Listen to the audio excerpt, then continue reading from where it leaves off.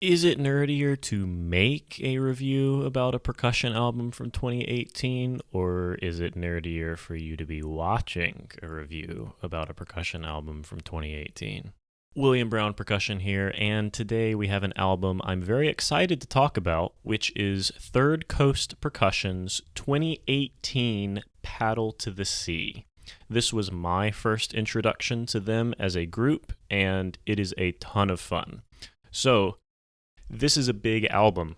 It has a lot of amazing music in it, and much of that music needs some background, so let me give some quick context. Third Coast Percussion is a quartet made up of David Skidmore, Robert Dillon, Peter Martin, and Sean Connors.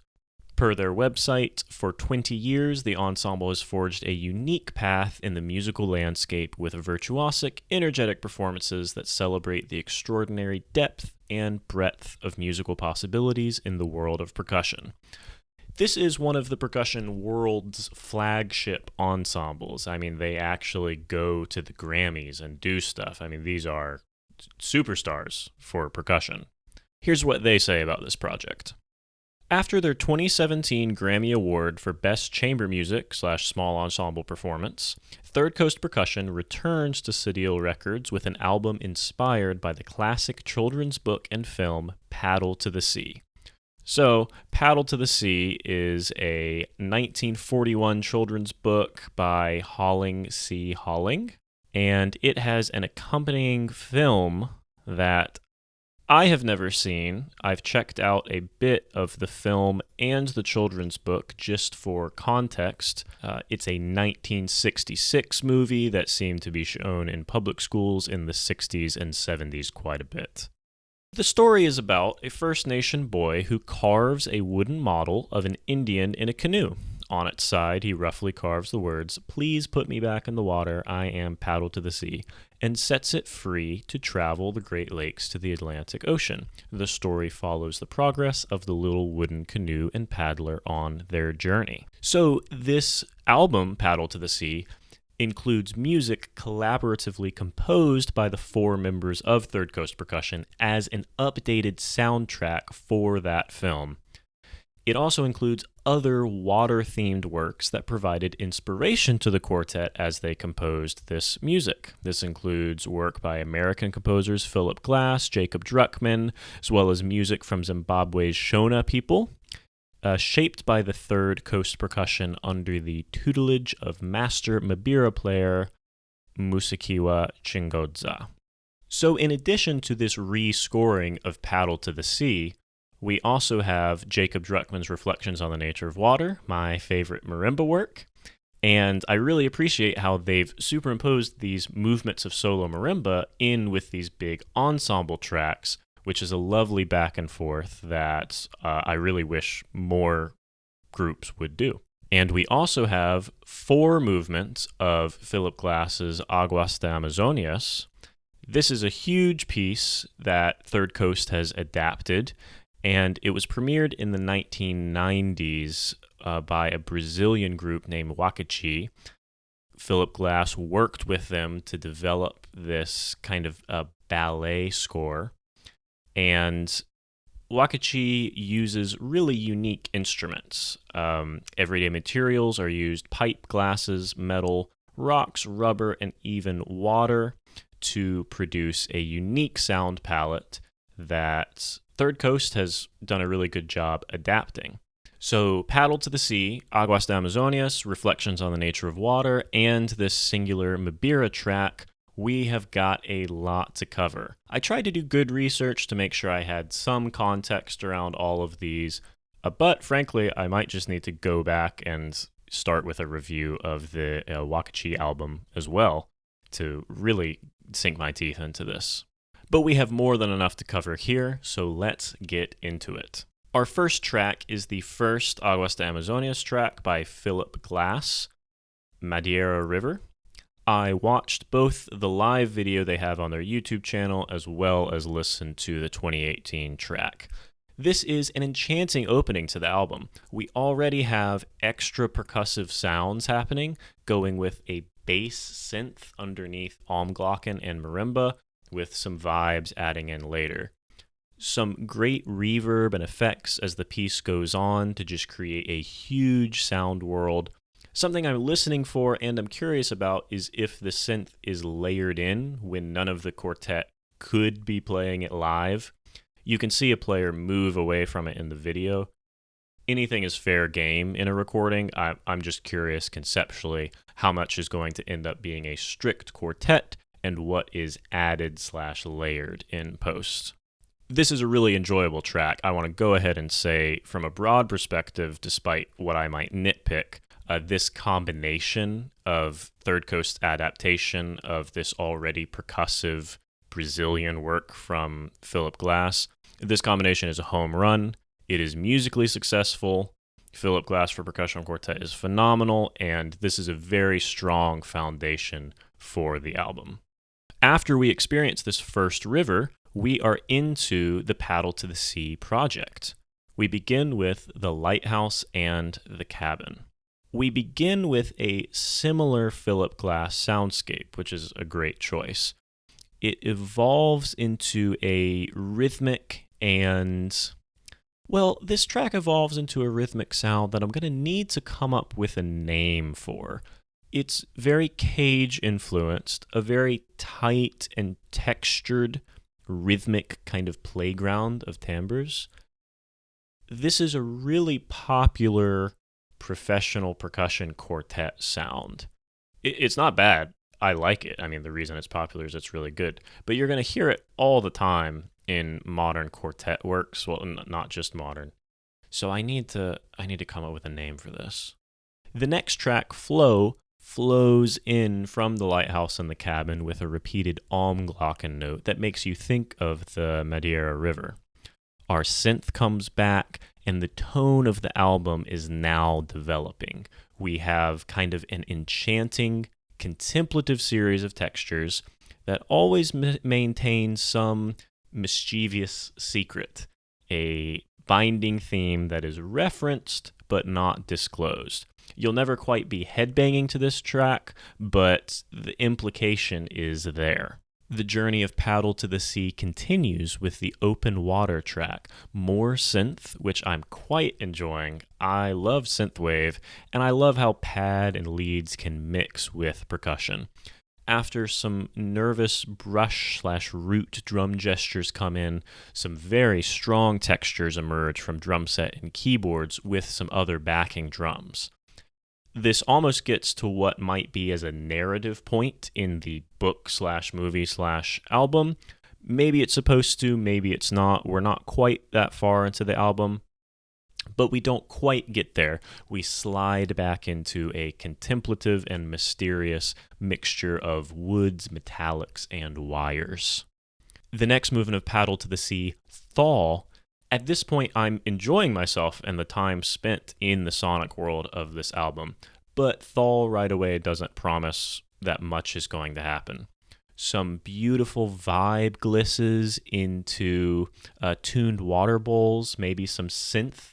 It's nice that I can't quite tell. They're blending their electronic textures with their physical textures very nicely into a cohesive sound world.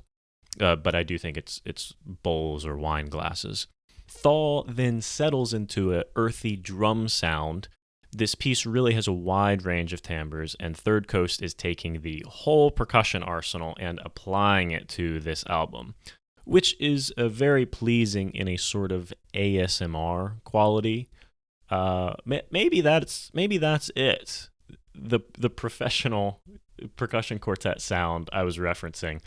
It really does have kind of a sound design ASMR quality to it. That's, meaning it itches some part of your brain. That's very pleasing, but it's also a bit of a distinguishable type of a collection of sounds. So I'll just call it ASMR playing. Our next paddle track, Stewards, seems to recap some of what we've heard so far. And now I am ready for the narrative peak of this rescoring to happen. We can't just keep enjoying sounds. This needs to land somewhere. And right on cue, I've got high hopes for this next track, Niagara, because the sound begins to build up in a huge and ominous way. We are about to go over the Niagara Falls, and yes, we stick the landing as we move into the Niagara track. This has some real bite. This seems important. This is a narrative peak, keys in rapid arpeggiation with heavy synth and drums. We have some interesting harmonic motion around 2 minutes that I'd love to hear more confidence in. Let me hear that like dramatic neo-Romanian shifts with some real power and force. There's a moment at 3 minutes that absolutely should have had like a huge minor third modulation or something behind it. It would have been exactly the moment I was looking for. But as a whole, Niagara really hit narratively what I wanted it to. It's a great midpoint to the Paddle to the Sea portion of the album. Just maybe a missed opportunity compositionally there to hit even harder. Predictably now, and that's a good thing, the energy falls away. We go contemplative in a relatively simple texture as we process what all we've just heard. I actually think it's great for a percussion album to be following that storytelling norm.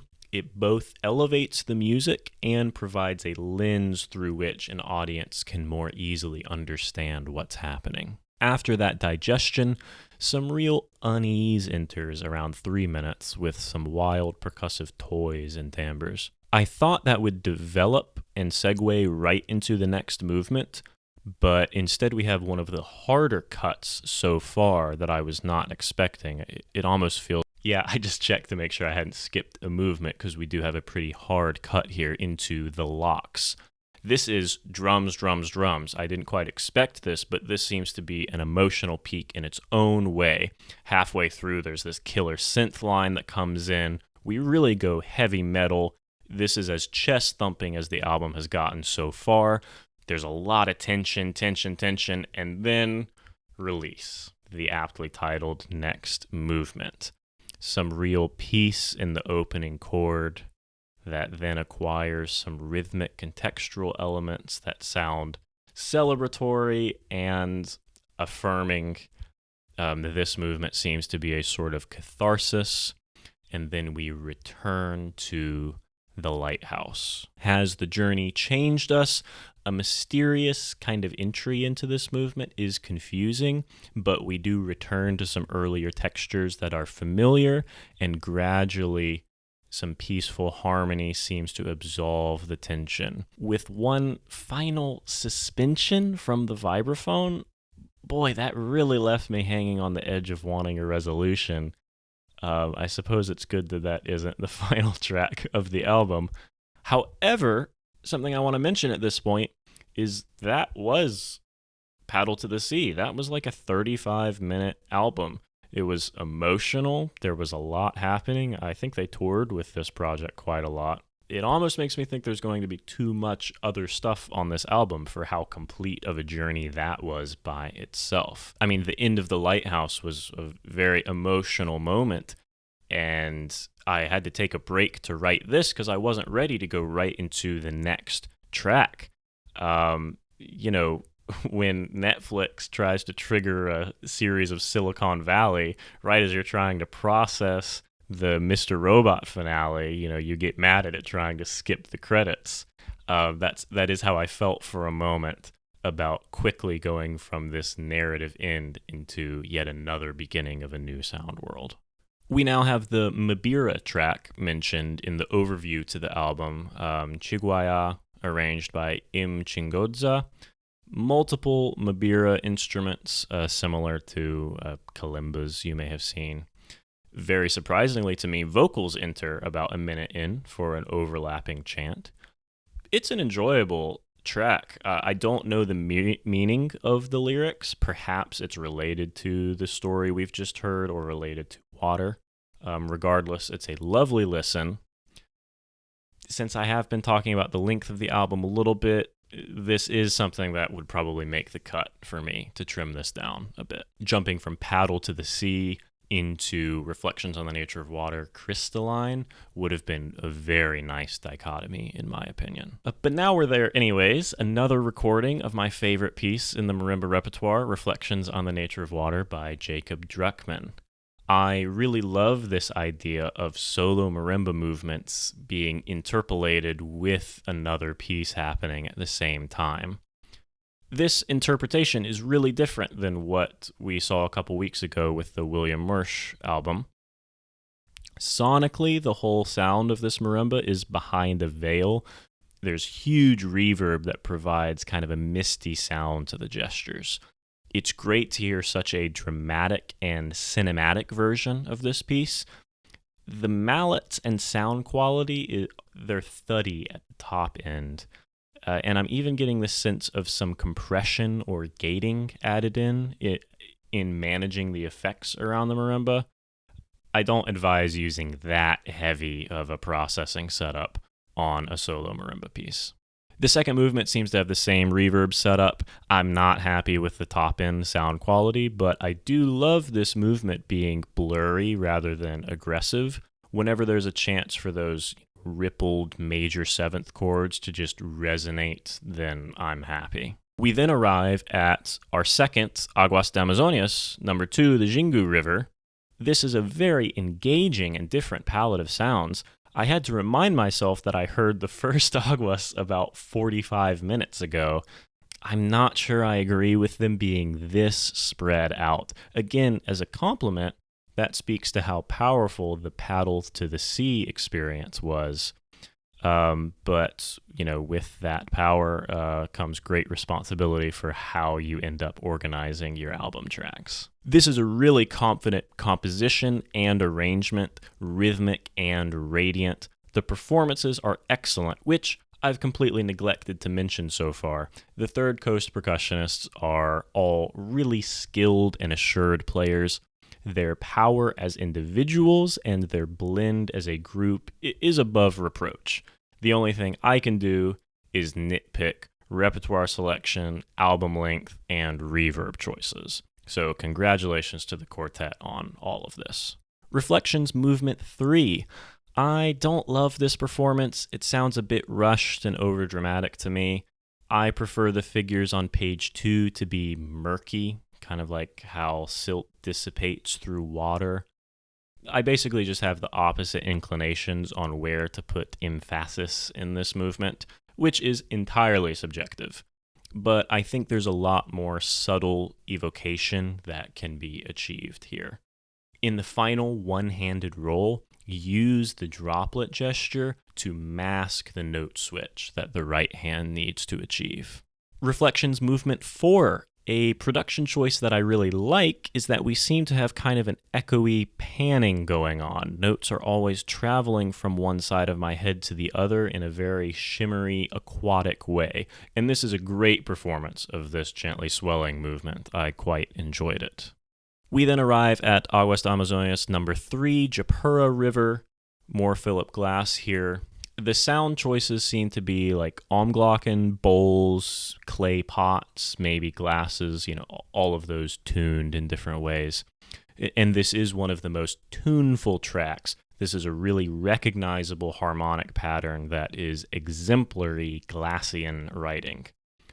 However, the instrumentation choice is a bit odd to me. I think I would have just preferred this on a traditional keyboard instrument, so that the players could really dig in and have huge dynamic range. I checked this against the Wakachi version.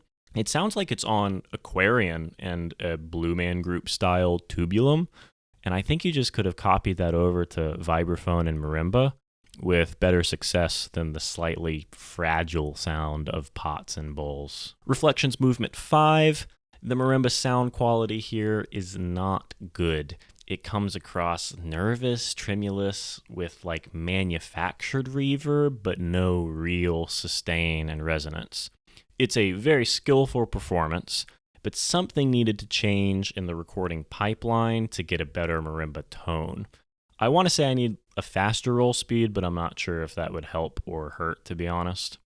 The exception being a wonderful, wonderful effect around 2 minutes and 30 seconds that really captures the sound of an undulating current, followed by an awesome, powerful bass notes. That was fantastic.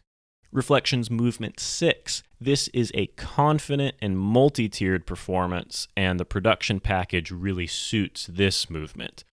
This is a striking performance of Movement 6, Relentless, and a high point for the entire Reflections suite that's been included here. Well played and well recorded. Nice. And I figured out what's bothering me about the marimba sound. It just sounds really different than the marimbas used in the rest of the album, and not better. The marimba sound in Paddle to the Sea is amazing. Is it the same and I'm just, feeling it being different because of a lack of context or other instruments around it? Is it a completely different setup? I don't know, but regardless, I am sympathetic.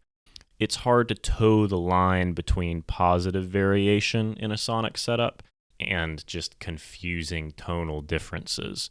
But I really do feel like the Niagara Falls keyboard sound was much better than the solo marimba sound.